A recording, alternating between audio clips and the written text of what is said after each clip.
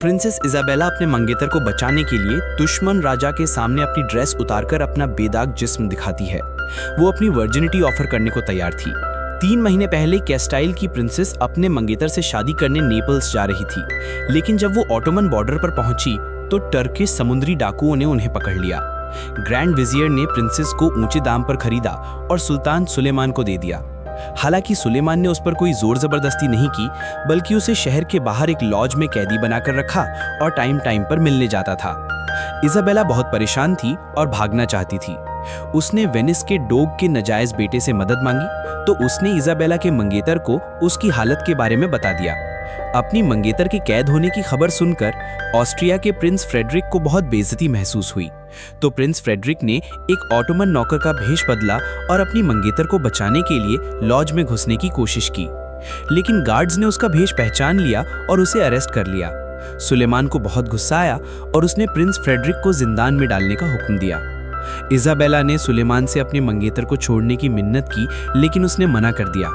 Isabella के पास कोई चारा नहीं बचा और उसने अपने मंगेतर की जान के बदले अपनी वर्जिनिटी ऑफर कर दी। लेकिन सुलेमान को किसी औरत के साथ जबरदस्ती करना पसंद नहीं है। अगर प्रिंसेस उससे प्यार नहीं करती तो वो उसे सिर्फ एक सियासी मोहरा समझता था।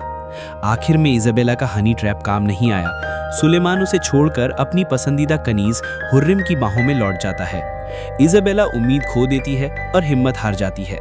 कैदी प्रिंसेस पर्दों में आग लगा देती है, लॉज को अपने साथ जलाने के लिए तैयार। खुशकिस्मती से नौकर टाइम पर आग देख लेते हैं और प्रिंसेस इजाबेला को बचा लेते हैं। जब सुलेमान को इस हादसे का पता चलता है तो वो चिंता में आ जाता है। वो तुरंत हुर्रिम को छोड़कर इजाबेला को देखने जाता है।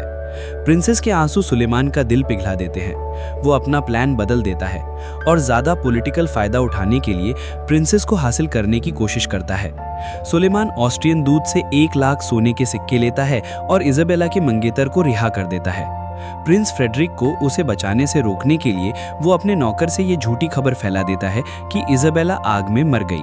दूसरी तरफ जब से सुलेमान ने हुर्रिम को बिस्तर पर अकेला छोड़ा था, उसे कुछ बुरा एहसास हो रहा था। वो सुलेमान का पीछा करती है और उसे एक अनजान औरत के पास जाते हुए देखती है।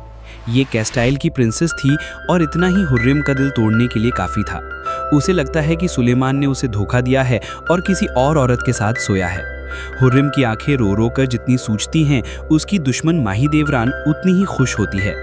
हुर्रिम को और तोड़ने के लिए माहीदेवरान पक्का इरादा कर लेती है कि वो हुर्रिम को भी सुल्तान द्वारा नजरअंदाज किए जाने का एहसास दिलाएगी। माहीदेवरान अपनी दासी को पूछताछ के लिए भेजती है और प्रिंसेस इजाबेला की पहचान और उसके नए ठिकाने का पता लगवाती है। असल में लॉज जलने के बाद इजाबेला को सुलेमान की बहन हटीजे के महल में शिफ्ट कर दिया गया था। अगली सुबह माहीदेवरान क्वीन मदर के कमरे में आती है और हटीजे से मिलने की इच्छा जताती है। माहीदेवरान जानबूझकर हुर्रिम को अपने साथ आने को कहती है। क्वीन मदर के सामने बदतमीजी ना करने के लिए हुर्रिम उसके साथ हटीजे के महल जाती है। हटीजे उन्हें प्रिंसेस इजाबेला से मिलवाती है और उसे सुल्तान का खास मेहमान कहती है। हुर्रिम का चेहरा गुस्से से सफेद पड़ जाता है। वो पेट दर्द का बहाना बनाकर वहां से चली जाती है।